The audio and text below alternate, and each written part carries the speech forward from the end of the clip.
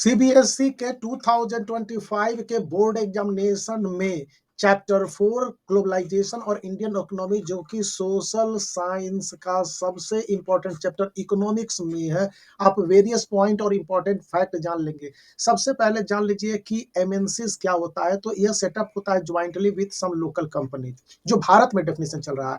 Provide money for additional investment और latest technology लाता है। फिर बाय लोकल कंपनी को बाय करता है और एक्सपैंड अपना प्रोडक्शन को करता है। Place order for production with small producer, setting up partnership with local companies और using local company for supplies, globally competition करता है। एमएनसी है, ये आपको स्ट्रॉन्ग इन्फ्लुएंस करता है जो डिस्टेंस डिस्टेंस में। As a result production is widely spread in this location और इंस्ट्रक्टेड होता है।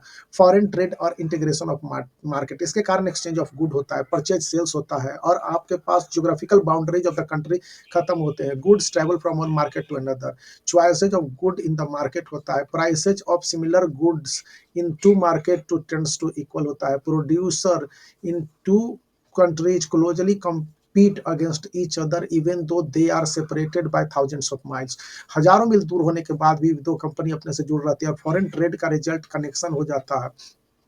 फिर अब ट्रेड बैरियर क्या होता है? ट्रेड बैरियर मतलब होता है कि वेरियस इंस्ट्रक्शंस एक गवर्नमेंट के द्वारा अपने देश में इंपोज किए जाते हैं ताकि इंक्रीज और डिक्रीज किया जा सके फॉरेन ट्रेड को, और इससे इंक्रीज भी होता है जो लोकल गुड्स हैं और डिक्रीज होता है फॉरेन ट्रेड को। गवर्नमेंट यूज करता है ट्रेड बैरियर टू इंक्रीज और डिक्रीज द फॉरेन ट्रेड को इंक्रीज करने के लिए ट्रेड बैरियर का यूज करते हैं। कभी कभी ट्रेड बैरियर को कम रखते हैं ताकि इंक्रीज हो जाता है। And to decide what kinds of goods and how many how much of each should come in the country, ऐसा आना चाहिए। फिर SEZ कहते हैं इसको, स्पेशल इकोनॉमिक जोन्स। तो setting up industrial zones by the centre and the state government to attract the foreign companies को attract करने के लिए और इन्वेस्टमेंट भारत में लाने के लिए। ऐसा होता है। वाटर, रोड, ट्रांसपोर्टेशन, ये सारे सेक्टर्स हैं। तो अब impact of globalisation in India.